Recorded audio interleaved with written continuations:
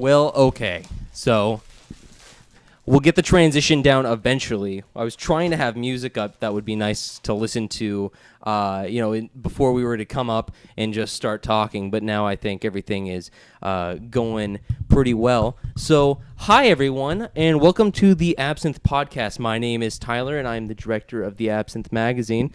And today we're just going to have a nice little conversation that's going on here.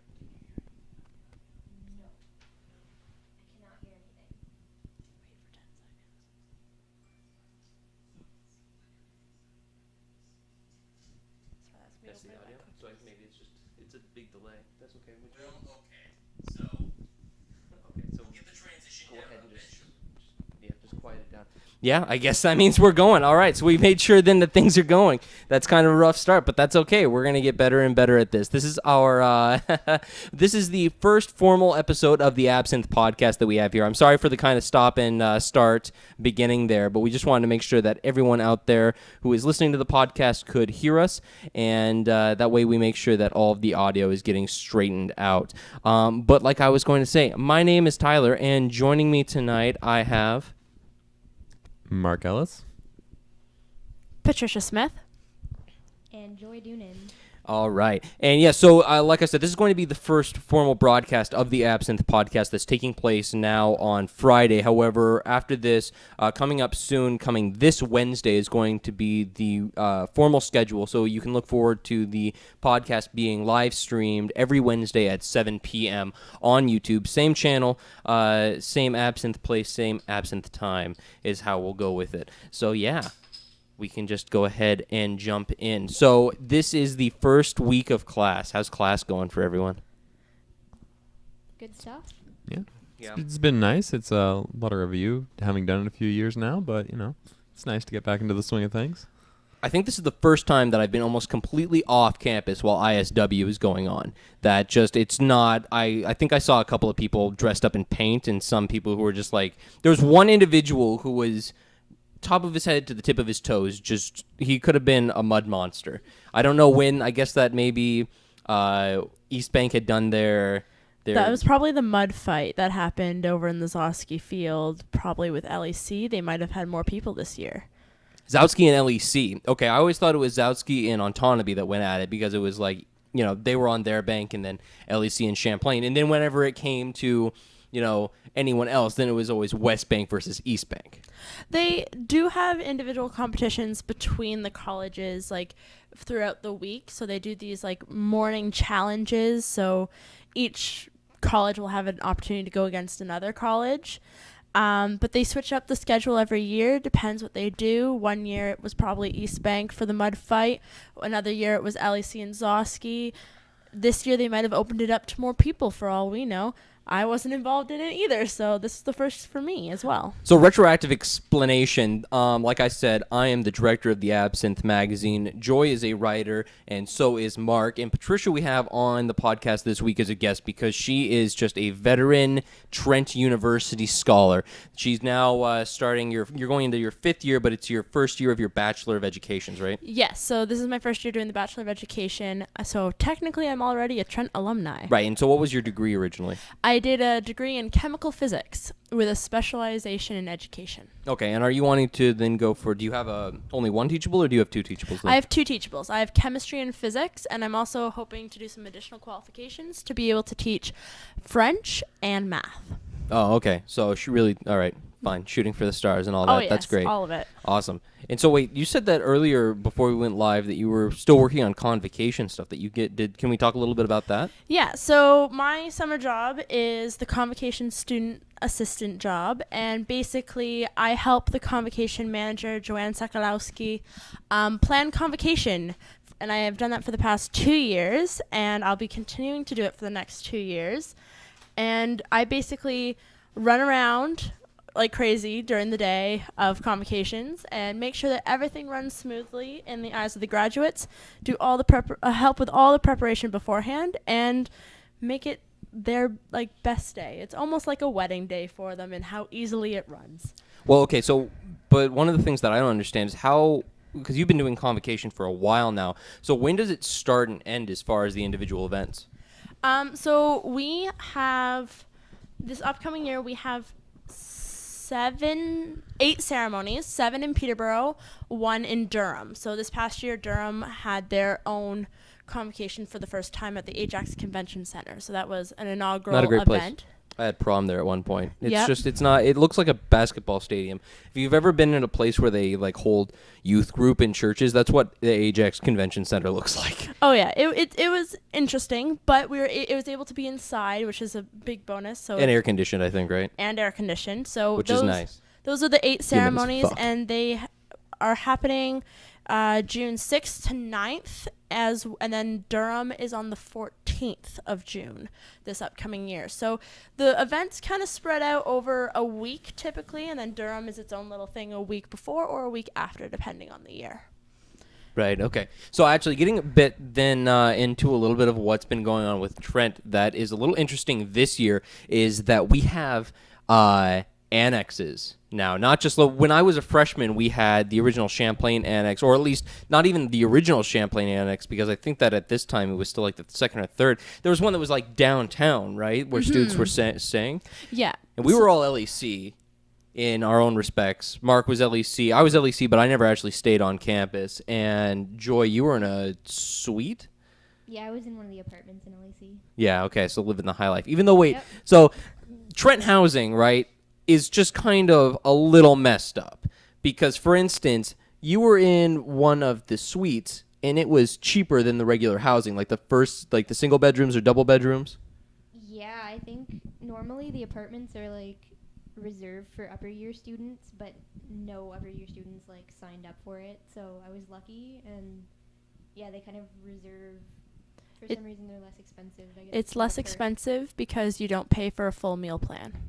That's why. That's Okay. why, because you have access to a kitchen, so you get to cook your own food. So they're not gonna like, with the access to a kitchen, make you pay for a full meal plan, expecting you to eat Yeah. all your meals in the cafeterias. So that's why it's cheaper. Yeah, the kitchen was awesome. I can totally understand that. I've lived in one of those apartments over the summer, so Did you manage to keep the kitchen clean? I mean, I had 2 roommates. How were so they? Pretty good. All right, that's nice. Not Nice. always. Drop to some hear. names. Call them out right now. Let's all talk about them right now. Later on, we'll be moving into the part of the podcast where we do nothing but shit talk about bad roommates. Stay tuned, folks. No.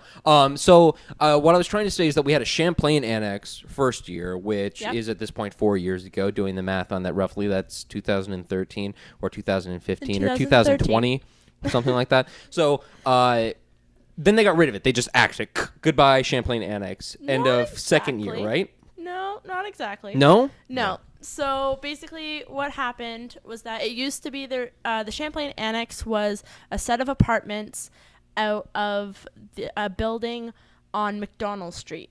So that's where the annex was. It was downtown, like easy walking distance. Great.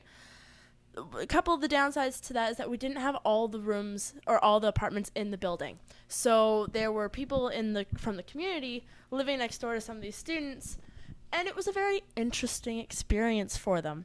So what they did is that they invested in an entirely new building built beside the Ultramar close to Trent. And that entire building is not owned by Trent. It's owned by LPC, London Property Corps, I believe. Yeah, LPC Rentals. Yeah, but Trent rents the entire building. So I think it's 200 students or 200 more students live in that building now, but all those rooms are Trent. Which just doesn't seem necessarily sustainable as you just run out of rooms at Trent. Instead, we just permanently decide to rent more off campus. I was looking into getting one of those apartments sometime second year, and it's pretty crazy expensive to live there. It's not a lot cheaper than living off campus, which is the reason that I chose to living on campus. And that's the reason I chose to live off campus first year, is because it's just a third of the price.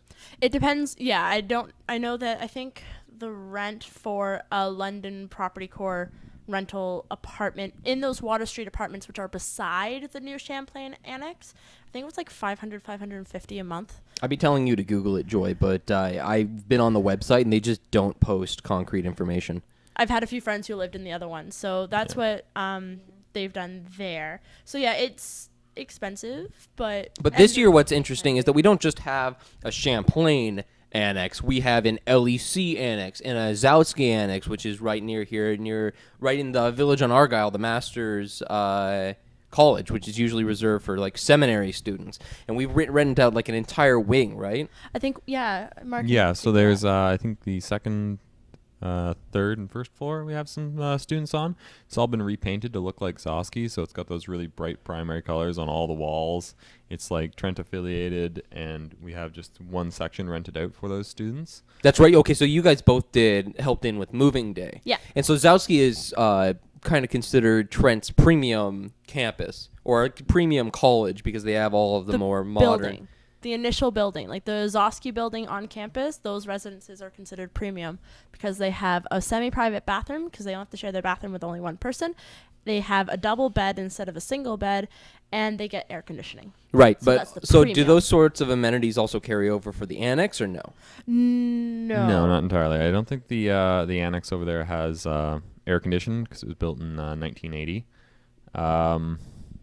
The rooms were nice and large though, as we were moving some things in for some people. So that looked Yeah, beneficial. more That was space. Okay, nice. well, I mean, as long as they're because that's I one of the know- things is that you heard about. Actually, while we're talking about this is something you can Google for us, Joy. Is that if you just Google LEC Annex, Champlain Annex, and Zautsky Annex, and a whole bunch of different tabs on the Trent website, I think they have pricing for just those annexes.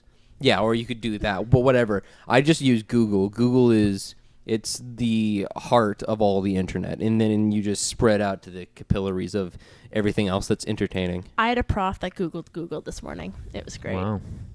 Oh. I don't know what you get on The that, only time really. you Google is when you open up your web browser and for some reason it's on Bing. That's when you go for Google. Oh, I hate those days.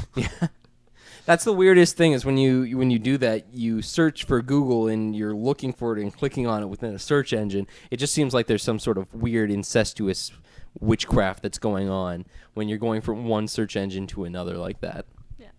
So to get back to the original topic about the annex. Do we have to? No, please go ahead. We don't have to. But. So the reason why we have 3 additional annexes this year, and as well as we also have students at Trail College for the first time this year, that's because all across Ontario there's been an increase in applicants and acceptances to universities across the province. So we had a 17% increase in acceptances. So with more first years coming in, and since Trent guarantees people, students, first years who apply for residence before We don't know the day. early June. There's a day in early June that if they apply before that date, they are guaranteed residences. And That's early. That's really early. It's to get about the into- same day that you basically have to choose a university that accepted a university acceptance. Oh, okay. So basically, once if you applied to 5 universities, and then you finally decide, okay, I'm going to Trent. By the time you have to do that, then you have to, if you apply for residence, you'll get into residence. So we had so many students that we needed some more space. So we opened up the LEC annex. The Champlain annex was still there. They have added undergrad students, so first years to Trail, and then we rented out the Zosky annex. So, well, what's kind of funny about that is that really what Trent is playing in that case with guaranteeing student residence is they're changing the price point and kind of being like travel agents kind of and trying to find accommodations for these students because they still have to pay for the set amount that they're, to cover the costs of finding these annexes and furnishing them and all of those sorts of things. Like there's an overhead. I don't think Trent's losing money over this. And that's kind of one of the things that's a little interesting about the entire situation is that more students are coming in and we can't or weren't initially properly prepared to house them all. And that kind of sounds bad, but then when you consider how many more students that are coming to Trent, it's like, oh yeah, we ballin'. oh yeah, we're getting a lot more students that are coming to Trent, and it's great. Because I think the money that we get from the government is dependent on how many students are here, so that Right. helps. And also, when you're paying housing fees, some of it is going towards the maintenance and longer term projects to keep for the upkeep of the buildings, so they have a little bit of a budget to play with when stuff like this gets to be a surprise. And also they opened up Trail for the first time Yeah. regular students, right? Well, we had graduate students there. So there was graduate. they're not student regular. housing. They're abnormal. They're okay. Graduate students, there's something wrong with them. You see them around, they have like a full face full of hair. They're walking around like with books that are too heavy for them. They're bowing down and have a little hump as they walk across the bridge to try and do some sort of research project that would probably blow your mind. They're not normal people. They're different, and there are apartments down there in Wallace Hall, so they have different housing too. But yeah, so there was a big review of Trail College and what was going to happen to it, where was it going to go, and where was it going to go? What do you mean? Were they just planning on moving it down? They were just going to take Trail and just adios, send it packing. Well, that was a concern for a lot of people that we were going to close Trail. So thankfully, the decision was that would just be a stupid idea. It would have been like, hence why the review came back that was not going to happen. Well, I mean, I bet they're still kicking themselves nowadays over what happened with Peter Robinson, which at this point is just regular housing and apartments down on George Street. And you go by there, and it's like that could have all been like primo student housing. If they were to get rid of Trail, it would be even stupider because they have classrooms there. We'd be losing not just like the classrooms, but also the administrative space, because almost the entire English department that I know of has set up shop there. And then, of course, we'd be losing the Trend, which would be an absolute travesty. Also, cultural studies. I think their like headquarters is at Trail. Oh, okay. Yeah. They form some sort of Axis powers with the English department. The cultural studies and the English. That's why they're off campus so far away as they go and they do their own artsy humanitarian studies. That's cool. Yeah, so they're trying to bring it back to Trail College to be more like a traditional college, which it has all the so it'll focus with the English and the cultural studies, but it'll try to go for like undergraduate all the way up to graduate and have all types of students living there and as well as studying there. So that's the aim for that. And there's going to be a lot of projects going on with that. But the first one was to get undergrad students back. So that was what we started with. Do we have numbers? Yes. Ooh, numbers. Zosky, normal rooms, like not in the annex, would be 12,000. That's with the meal plan, right? Yes. Yeah, I'm giving like the total. And then in the annex, it would be 9,563. Okay. Some savings there. In the annex, it would be 7,864. I'm trying to find what it would be for a normal room. For Champlain Annex, they are all double rooms. Oh, So well, that- wait, no, but the Champlain Annex, though, is in the apartments, right? The CRP rentals? Yes. So So the rooms themselves, are they double, or because usually those apartments come with 3 rooms, right? So there are 3 rooms in there, as well as 2 bathrooms and a open common space with a kitchen. And each of those rooms are double, so it's like All of them 6 are people doubles. into 6 an people in apartment. apartment. Wow, fuck that. It's busy. It's busy, but there's a lot of space in those common spaces, and those rooms are pretty I mean, big. it's not much bigger than what we got going on here in this living room. Which is actually, that's not true. We're not in a living room. We're in a very fancy luxury production space. We're not in a living room with microphones at all. So what were the other numbers, sorry? So for like a regular double room not in the annex in Champlain, it would be 9,563. So that difference is the meal plan. Yeah, it's like a couple $1,000s of difference. Because if you live in an apartment, you still get a partial meal plan. Yeah. Because that way, if you need something to start off of, or when you're actually out on campus, you do get something.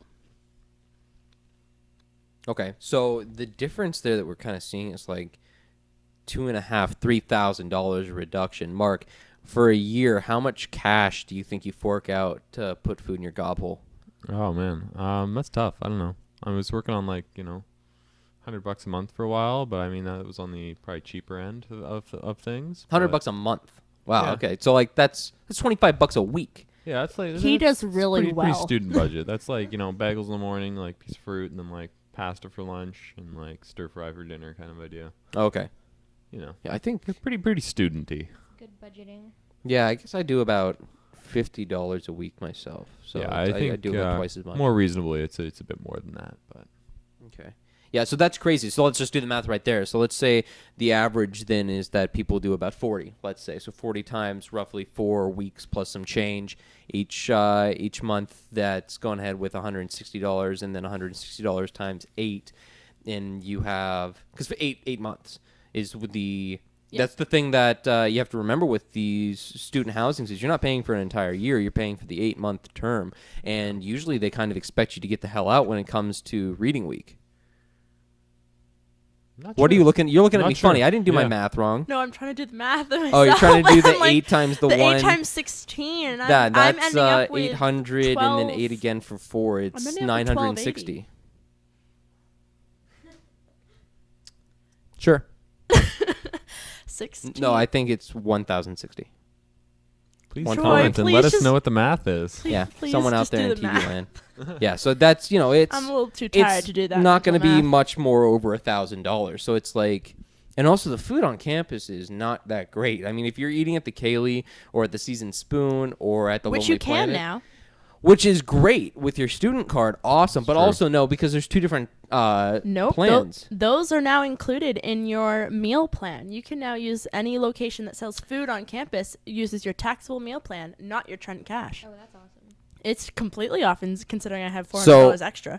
Yeah, I mean, so I could go to the Kaylee then and just like double down on pints. Yeah, I don't know if it Good works question. for booze. I have not. it works. asked You said that it question. works at the Kaylee, so I It have does, to but I don't assume. know if they separate it. That would be weird. I don't think that they would have a regular. Like I've worked in Well, a lot of they- restaurants, and having some sort of technology up there on just like the cashier end, it just wouldn't work out that well. Well, the way it works is that if you walked through the autonomy cafeteria and got only a bottle of pop and a bag of chips, it would have originally come out of your Trent cash, not your taxable meal plan, because it wasn't considered a meal. It was considered confectionery. So they were able to separate it there, so they might separate it for booze. But that's still coming off your Trent card. It's- Either way. Yes, but that was the 2 different accounts, right? You had your taxable Yeah. meal plan and then your Trent cash. That just sounds like a lousy term, taxable meal plan. Yeah. Just remind it's. Oh, by the way, this cash that you're paying for, Or it it's is- untaxable. I don't know. It's the tax-free. It might be the tax-free one. I don't know. The one associated with taxes in some way and the Trent U cash. Yeah. Okay. That's fair. Interesting enough. And then, yeah, so we've talked about the Zosky Annex. We've talked about the Champlain Annex. And then we have the LEC Annex. Which is just a Champlain annex, only smaller, right? It's in the same area. It's in the same area, but it's actually a couple of, I don't remember how many. It might be 8 or so apartments of the London Property Corps Water Street apartments that are just rented out for LEC students. And they have a nice big LEC crest on the door. I really want to see that. Imagine those crests. They're really pretty. Nice. So yeah, that's where they're living. So LEC adopted that annex, and then Zosky adopted the village on Argyle, and then Champlain Annex just kept with their Champlain Annex. Oh, more good news on the Zosky Annex front. Apparently, there's a very fine thing coming back for the Zosky Annex students. They can get board meals in the cafeteria that's at their residence location. So board meals, you like go in, eat, then you can eat like all the food you want. I don't know. Okay, so it's like how Sounds pretty LEC was originally first year. That's right. Yeah. So It's a Pretty buffet. exciting. Pay Yeah. once, eat all the food. yeah. Man, So I used to go in there and I would just I'd go in, I'd eat, and then I'd also leave with some Tupperware. Just take the food and be like, all right, this is my dinner now. I've seen people walk out with full trays of food because they had volleyball practice and they had to eat it later so that they wouldn't throw up on the court. wow, there's one way of doing it. Yeah. Yep. Yeah, I suppose. Okay. I've If you seen couldn't Alright. get back in time for dinner after your volleyball practice, Yeah, you kind of had that's to fair, get that's volleyball. fair. Your Well, I meal mean, yeah, beforehand. there would have been other options though. Like personally, whenever I'm coming back from the gym, I'm always tempted to go to the Lonely Planet just because I'm like, delicious vegan food with. Yeah, like I don't Is think it's it- the Lonely Planet. It's just the planet. Ow. Yeah, I think it's Oh, wait. Planet North, isn't it? Is the Might Lonely be. Planet the one that's downtown then? No, And that's then- Planet North. Is it and still then Planet the North? Planet is the one in the gym. It's so lonely It's up not there lonely. in the gym. You just like to think of the only and the planet. No, I never made that connection, and I'm actually quite a big fan of both those locations. They're really good locations. I thought that I was saying it correctly. I thought I was correcting myself from the way that I normally do it, but I just I guess I double thought myself into a corner. Okay, that's fine.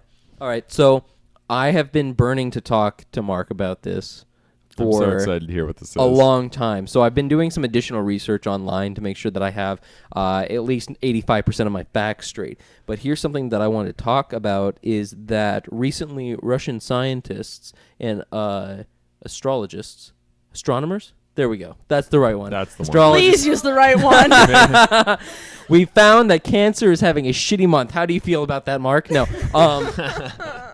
There was a signal that was received on their satellites relatively recently. What was interesting is that it wasn't a signal like a blurb that was found. It was a repetitive signal. So something that could be analyzed as being targeted, like 10 strong signals in a burst. And they sat it on it originally and kind of like talked about it very little, as opposed to what most people you would assume they would do is like, this could be incredible, let's talk about it a lot. And so that's one of the things, is that it could be like it's very much up in the air, and the most recent things are trying to explain it away that are online from what I can see, but it's the closest thing that we've come to at this point to the idea that there might be intelligent life outside of our own little ecosystem here. All right, that sounds pretty neat. I know there have been a few little events like that when they have the satellite listening centers and they're waiting for signals from the great beyond. There's been a few little things they've had troubles explaining. That sounds pretty interesting, though. I'm wondering why they wouldn't talk about it a bit more. Maybe. Well, the two things that kind of gave me hope immediately, that the fact that there could be life out there, like intelligent life in this case, if they're sending signals, is that it was a repetitive signal, and it was which would mean that it was targeted. So it wasn't just some sort of like a blip. There was repeated variables and blasts that were being reported as being very strong. Also, possibly the legitimacy, kind of like the thing that makes me think it's like, oh, this is possibly viable, is because they actually sat on it instead of being like, we found aliens, yes. And because sometimes people will do this sort of thing, like NASA reportedly found water on Mars far before they said anything about it, and then they found water for the umpteenth time on Mars because they needed to drum up public excitement about extraterrestrial exploration for funding. Yeah. But the fact that it was kind of like quiet and that it slowly got leaked kind of got me thinking like, oh, well, maybe there's some sort of reserve in what they're doing. Yeah, but I think that they kind of pinpointed the origin coming from a planet that's named like HD 13735 in the Herculean sector, which has a sun that's a star that's very much like our sun. And so there was like a lot of kind of like very subdued excitement concerning this.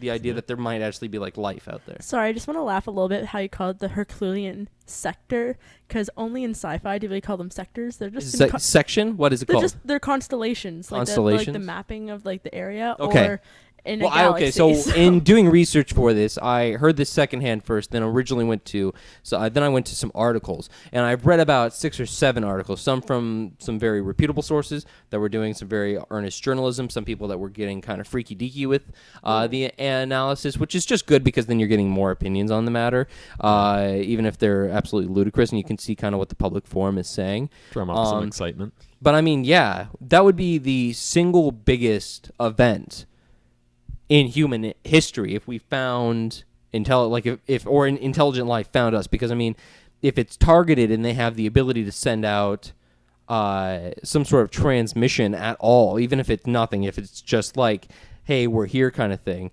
that means that the civilization would be more intelligent than us, right? More intelligent or equal to us? Probably on the greater end. Do you think we have technology to kind of like create a huge like transmission or radio frequency and just blast it off into space like that? I think we're obviously always sending off our radio signals. They just kind of leak off of planet Earth, but I'm not sure, if they're really targeted enough or strong enough to be picked up per se after they've gotten so far out or not. But yeah, that's something that's kind of interesting, is considering sort of like the ambient noise surrounding Earth. And I mean, immediately some of these things that the articles afterwards, a couple of days afterwards, I guess SETI is now Search for extraterrestrial intelligence. Yes. yeah, and they have some sort of control over the Allen satellites that are in California, big old satellites. I think it's in Black Hat, California. I'm not sure myself. But I know they're called the Allen satellites. I believe they're radio telescopes. Yeah, Or exactly. radio telescopes, yeah. And so they're on it so far. They're looking at it. Right now, there's no real information.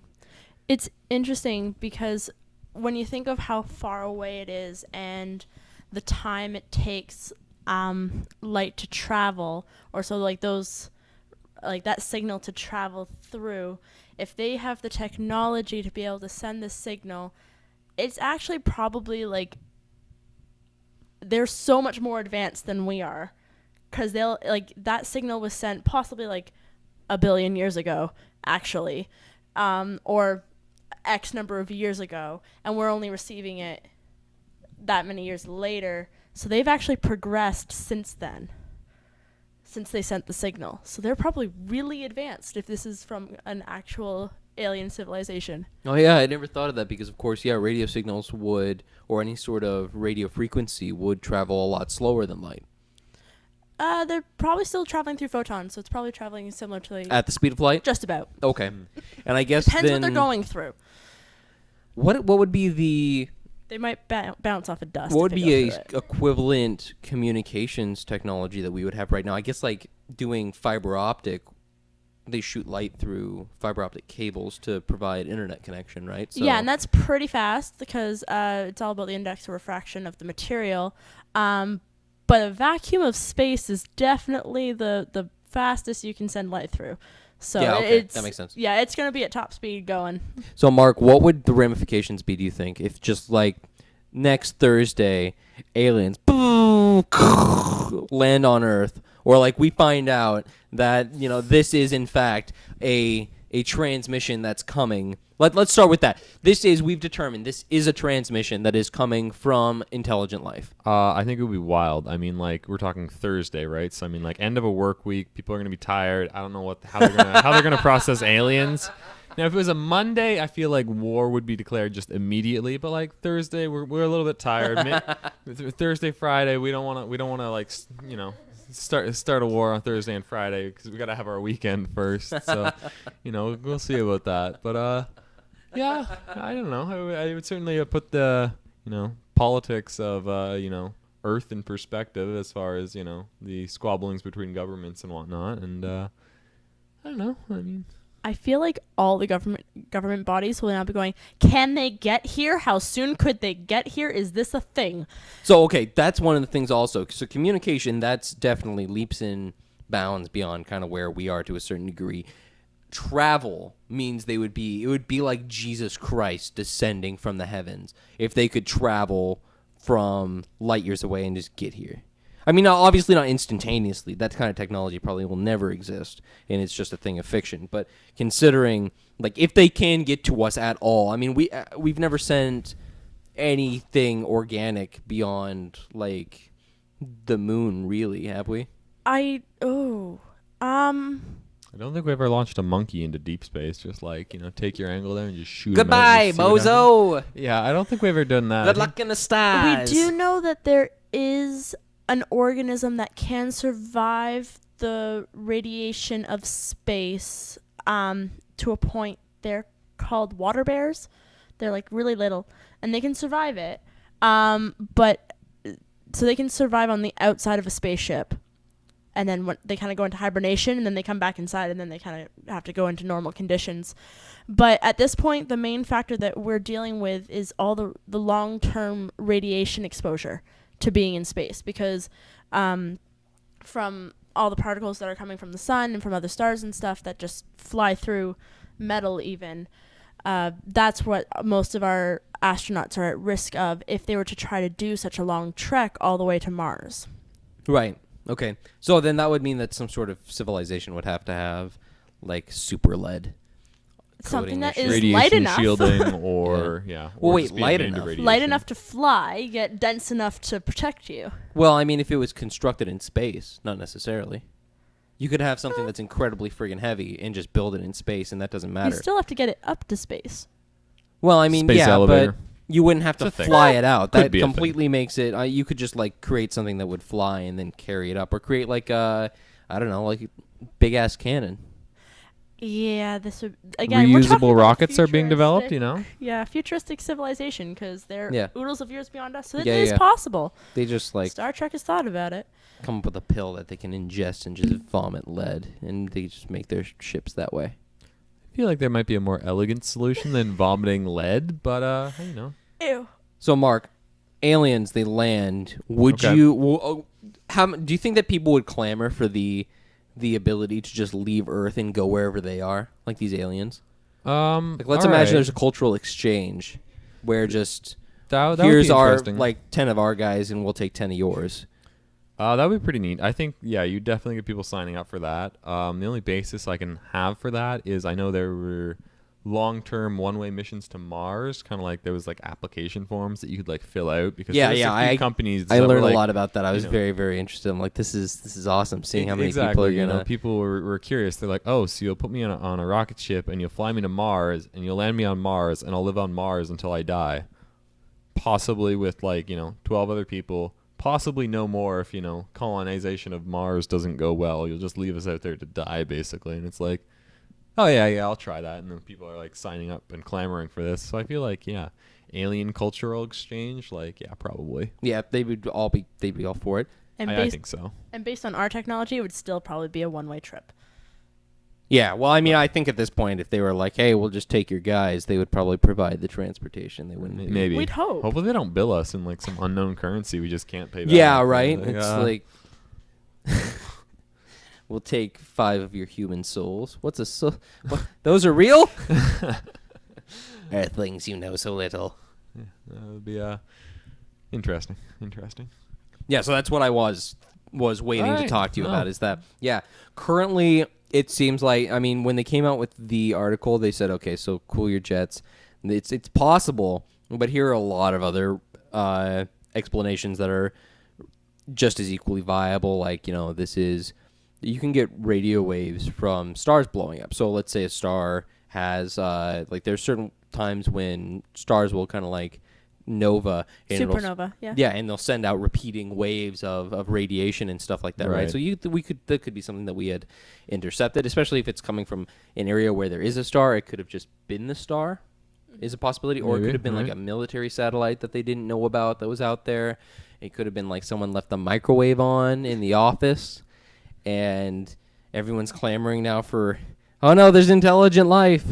Well, that's probably why we Someone's haven't hot heard. pocket is only half cooked. That's probably why we haven't heard too much about it, because there is such a long process of checking all these signals, because they can't be getting all their knickers in a knot every time that a signal's caught, because it's like the boy who cried wolf. Like, we Well, okay, really so- won't get interested after a while. Yeah, I only caught this at the tail end of some of the research I was doing in this case. There was something, I guess, in 1977 that was called the WOW signal. Yep. Okay. Yeah, and people were clamoring all over that, and they don't want this to turn into another WOW signal. So Yeah, so I'm surprised I hadn't heard about this sooner, seeing as I'm very much Yeah, into exactly, astronomy, right? Like, It's aliens, man. yeah. So what's the best alien movie that's ever been made? Do you think? define what you mean by alien movie. Not the franchise. Well, okay, yeah, that's fair. I mean, like Star Trek and Star Wars are pretty darn popular. They contain aliens within them, but I wouldn't necessarily say they're alien movies like about First Contact per se. Right. but, Okay, so let's narrow it down right there, like E.T. style invasion Right. of Earth. Type So of movie. First Contact with aliens kind of type stuff like that, movies. or I mean, like I guess you could also consider Doctor Who in the case where there's still the Earth involved, where like aliens Doctor are Who is so cool though. like what's his face when David Tennant and they were like, oh, this is supposed to be the golden age of Earth, and the Daleks are taking care of the radio station and stuff like that. I watched the series, I know what I'm talking about. all right, yeah. But yeah, so I mean, what's the best alien movie? I guess Aliens, though, the franchise, they might be out in space, but that would also count. There was one I think called like Invaders from Mars or something. It was like a really old cheesy movie, but it was great. It had aliens invading in their glass helmets and eyes and like tentacles for a face or whatnot, and they were So blasting the Cthulhu. military and Classic 50s vaporizing horror. everyone. Yeah, classy like 50s horror. Aliens have come. They're like lasering everybody and everything's blowing up and the world's falling apart, and then eventually grandma out there in her gramophone discovers that certain gramophone sound waves cause these aliens to explode rather comically, and the world is saved by grandma and her gramophone. So it's one option, a candidate perhaps for best alien movie out there, but let's hope the aliens don't watch that. My vote is for the movie Home. I think it's a DreamWorks one. It's really cute. It's about this like civilization of like aliens that come and like they take over planets because they're running away from one of their predators. So they basically like farm all the humans and put them like in Australia, I think, in like these like perfect residential homes, but they just put them all together so that they can have the rest of the world. So it's really cute. It's a kids movie, but I don't like horror, so that's why it gets my vote. Joy, what's your favorite aliens movie or alien movie? All any alien movies. Really? I've really seen. Did you ever I think I've seen like Aliens. Yeah, that's a the good one. first one. What about E.T.? Did you ever see E.T.?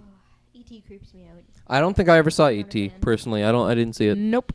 I think we're all bad movie watchers. Wow, I haven't yeah, seen no. E.T. either. I'm Apparently usually it's a pretty good at timeless trying to classic, catch up with the but classics, but it's one of those movies where it's like I could, I guess, watch this movie, or I could try and find something I know is gonna be better than E.T. So I also find it hard when they're trying to do stuff that's like the older movies are trying to do so much stuff that we can do with CGI nowadays, and going back and watching what they had to do for special effects before, and you're like, this is crap. Like, this is nowhere good enough.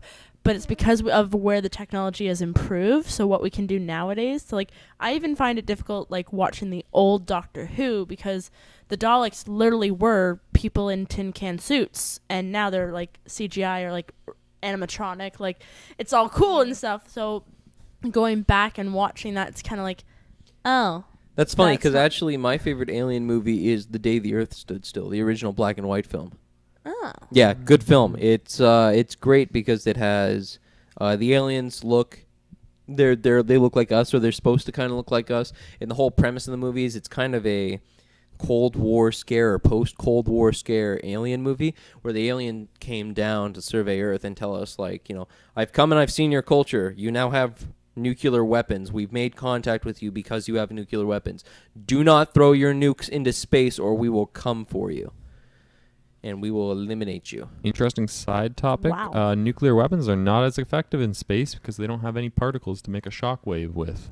So their destructive capability on Earth, when they detonate, they push a bunch of air particles and they like explode, and those air particles and that resounding shockwave afterwards is actually what does a lot of the damage for a nuclear discharge. But when it comes to like big asteroid coming to hit Earth, and we're like, oh, we'll just shoot one of our 10,000 nukes at it. It's like it doesn't work as well up in the vacuum of I space. didn't know that. That's fascinating. However, wouldn't it still be the most effective weapon that we would have if we wanted to do something like that or hurt someone that was coming towards us? I don't know, probably.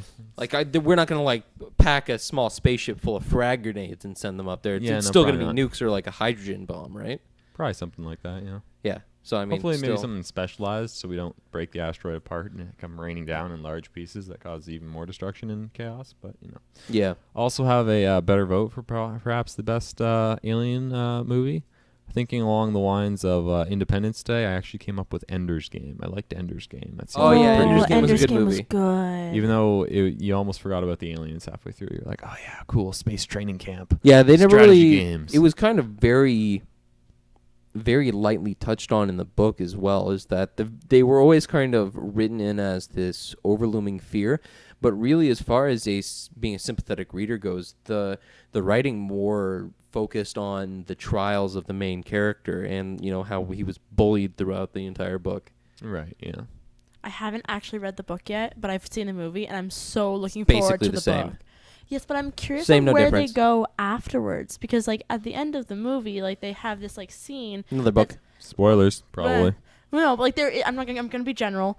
There's this scene that basically implies that there could be a sequel, and then we hear nothing else about it because there was no actual sequel to the movies. But there's more books, so I'm kind of curious where else it goes after that where the movie ends. So that's why I really want to read the book and then read the sequels to see where else it goes. Yeah, the sequels didn't get a lot of they weren't very popular. It was Ender's Game, and then I didn't know that there was a sequel until I read the book, and I'm like, there could be a sequel. Is there a sequel? I never looked into it. I didn't want a sequel. The book ended well enough that it was fine. I didn't want one. Yeah, but there's been a lot of movies nowadays that it's Harrison kinda Ford though. yeah. Harrison Ford, right? There's been a lot of movies nowadays that they have that one scene at the end that it's like, oh look, we're gonna prep for the sequel, and then they never have a sequel, and you're like, oh, well, that's pointless. That That's guy's not Spider-Man helpful. now. Oh, Yeah, the boy who was in Ender's Game is now the new Spider-Man. All right. Man, Cool. what a fucking upgrade, am I right? Like, being in Ender's Game was not a bad gig, especially the kind of like anti-grav fight that they did. But yeah, that guy's Yeah. Spider-Man. he's been in other stuff that I've seen before, and I can't remember because I know he wasn't a new actor to me when I saw him in Ender's Joy, Game. IMDb. Ender's Game and find Spider-Man and let's find his filmography. Yeah. Ender's Okay. Game, right. who's the actor? Yeah, I don't know. It's the main That's character. what you want me to find out, though? Yeah, Yeah. the main character, Alright. not Harrison I Ford. gave you 2 points of research is let's find Spider-Man and let's find Ender's Game. Same dude, I'm sure. If I'm wrong, this whole conversation is going to take a Is he real the main southward spin. character in Ender's Game? Yeah. Yes. Okay. And then Spider-Man, who's the main character of Spider-Man every time. Well, I don't know. I feel like he was like the, admiral of Earth, the entire fleet of Earth. So I feel like I don't know. Maybe Yeah, Spider-Man's him. a downgrade. I don't know. Boy in the Striped Pajamas. Is that it? No, that's not where I The saw kid him. in that movie. Oh, Asa cool. Butterfield. Yeah, I didn't watch that movie, so okay. Wait, what's what his else name? was he in? Asa Butterfield. Asa Butterfield. That's why I didn't know his name. Yeah. Because his name What is else was he Asa in? Butterfield. And wait, was there something else that you wanted me to Yeah, his filmography. Now we know the name. Now we have to know the story. What did he Right, do? Sure. So he did. You're saying he did Boy in the Striped Pajamas? Yes. Did not see that movie, but so that would have been one of his earlier works, even because he would have been a real young kid. Yeah. Interesting. Wow. Yeah, I've heard. There's a book, right? I think so. I didn't read It's it. supposed to be heartbreaking. Yeah, it was one of those movies that like you watched to Cry. make you cry. Yeah, like Schindler's Kinda List. like- You've or- seen or- Schindler's List, right? No, I haven't seen Schindler's List. So bad. Will but like make Pay you It Forward. cry. Like the movie Pay It Forward. Nah. That one We're was just so finding sad. that we have That a one was diverse so set sad. of movie. So okay, go. So Okay, this isn't in chronological order, but I can just read off. Go. Okay. Miss Peregrine's Home for. I can't see the full. title. Oh, Peculiar he's that- Children. Yeah, okay, don't that's know. a new one coming out. That's an No, X-Men it's not knockoff. that new. It's not Yeah. that new. The Space Between Us. No. 10,000 Saints. No. Still no. X and Y. No. Man, I'm starting to This like. might be it, Patricia. Hugo. Oh, maybe. Yeah, I saw him in the trailers for Hugo. I've never actually seen the movie. Oh, I know. Looks like a sequel to Nanny McPhee, but Nanny McPhee and the Big Bang. Yeah, probably Nanny McPhee. Okay, so I Twist did at see that that movie. Nanny McPhee is God. One. Yes, I did see that movie, so that might be where. That's the premise of that movie. The Wolfman. No. No. Boy in the Straight Pajamas. Okay. Son of Rambo. What? He was in. There's Wow, a that there's a sounds Son of Rambo movie. tremendous. Does he star as like? I guess it doesn't say what his role is on that page, does it? Man, if he was the son of Rambo, I hope he talks exactly like Sylvester Stallone throughout the entire movie. Adrian! That's not from Rambo, but that's how he sounds, Sylvester Stallone. Oh boy. All right, that'll be Okay, Okay. so that's probably. After Thomas. Oh. After Thomas. Where's Civil War? Civil War. I didn't see that. Maybe it's not the same guy. Oh, wow. Egg on my face. Quickly look up who the new Spider-Man Oh, is. you know what? I don't think that's him. I feel like I would have recognized him. If this guy's in Spider-Man, I'm an asshole. I want to hear more about the Son of Rambo. Maybe the Son of Rambo fighting Spider-Man. I feel like that Have could we be just a like good found match or what? two completely different actors and I'm just an absolute schmuck? Possibly? 1 second.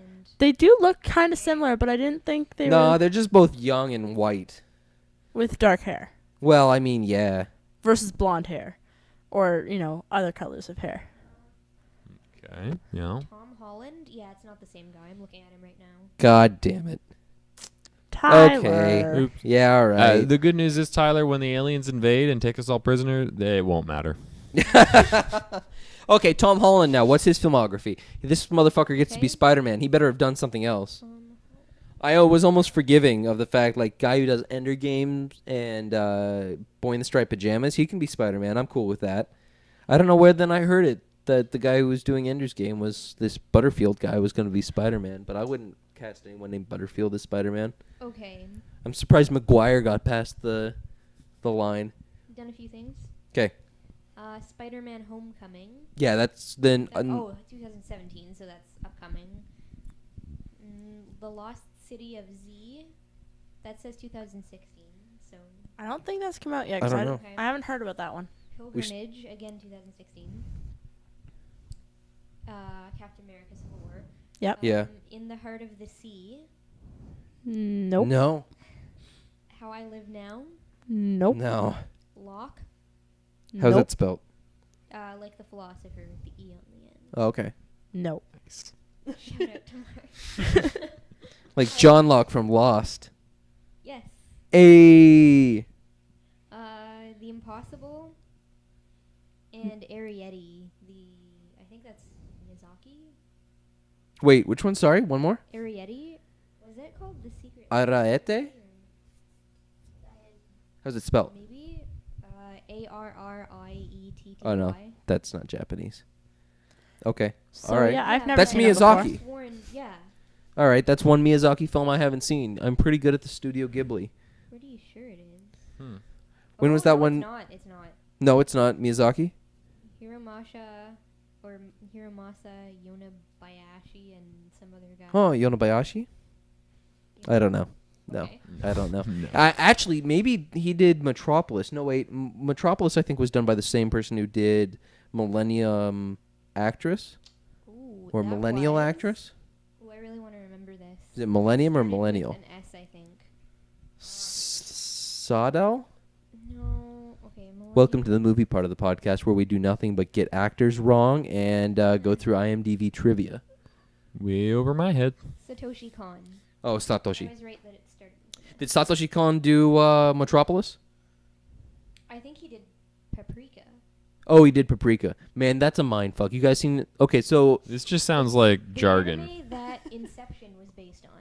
yeah, that makes sense. So yeah, that'll get you going. That'll start you off if you Okay. start with Paprika. Have you guys really not seen any Miyazaki films? No. So Like you know one? Studio Ghibli or Miyazaki, right? No. So Princess Mononoke, Howl's Moving Castle, I've heard of Howl's Moving Castle, the book. I've read the book. Spirited Away, which is like one of the most critically acclaimed animated features ever. I think I've heard of that one. Did they do Kiki's Delivery Service? Yes, they did. Okay, Kiki's so I saw Delivery an Service. ad for that on Castle one of my in the Sky. VHSs. Did I say that already? I said Howl's Yeah. Moving Say it. Castles. Castle in the Sky. That Okay, was so one. I've been exposed to a little bit of it, as in like a preview on a VHS that I used to own. Yeah, that was. I think Kiki's Delivery Service. The ad for that was on the VHS for El Dorado. No, I only have a DVD of that. Oh well, I mean it could have been on the It could have DVD. been. I'm Fair, pretty yeah. friggin' old school, man. VHS. No, I think it was older than that. Also, my dad's old and he buys old shit. Old people buy old things. I just want to Seems collect appropriate. all Disney movies ever on DVD and VHS. So Studio Ghibli is like Disney Japan. That's Fair how enough.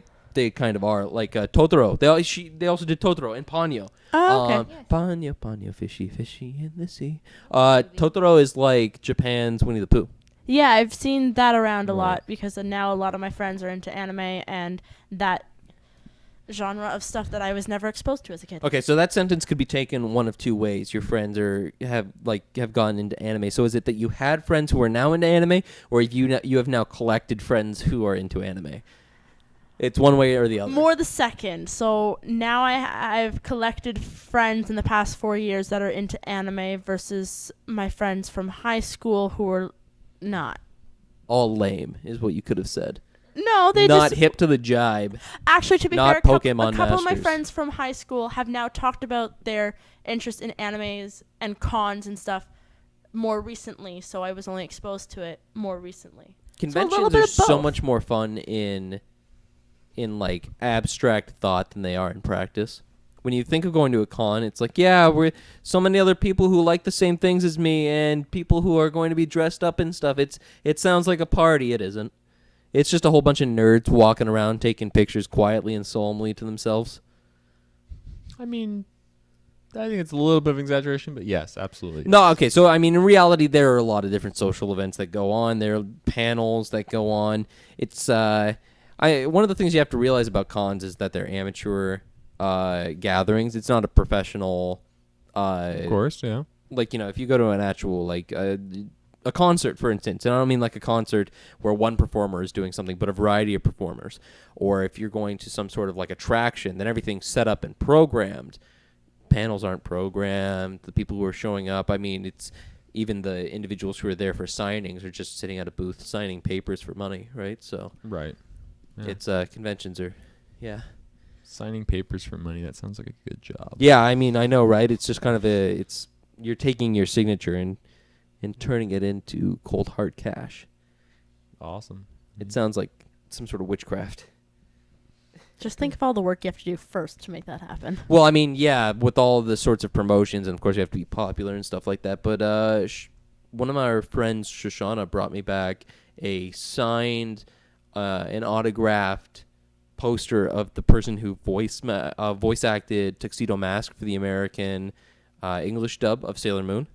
Oh. And I love me some Tuxedo Mask.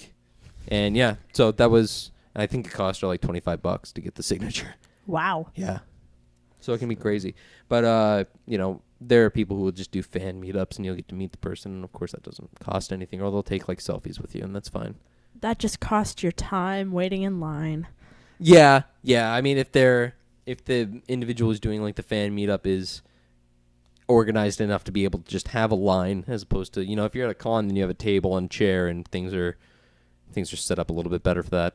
Depends how popular you are. Yeah, absolutely. That's kind of the thing. Yeah, so it is now coming up close to 8 o'clock. This has been a pretty successful podcast. We've touched all of the bases, everything from movies to aliens, and then back to movies, and then eventually back to aliens, and then alien movies.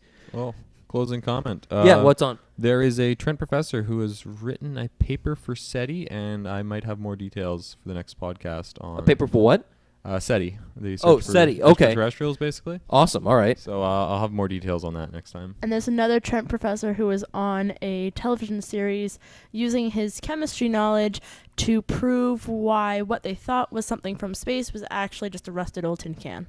Okay. Oh, also on that note, I should have said this at the beginning of the podcast, but at this point, the first issue of the Absynthe magazine is been distributed. You can find it on campus, and by hopefully the end of this week, you can also find it online at absynthe.org, where you'll be able to see all of the beautiful articles. We'll also be promoting all of the articles, and you'll have the links to them on our Facebook page. If you're listening to this on our YouTube channel, I'm going to assume that you will have already liked us on Facebook, but if that's not the case, go ahead and do that. Then share and subscribe to our YouTube channel so you can get more of this wonderful podcasty goodness.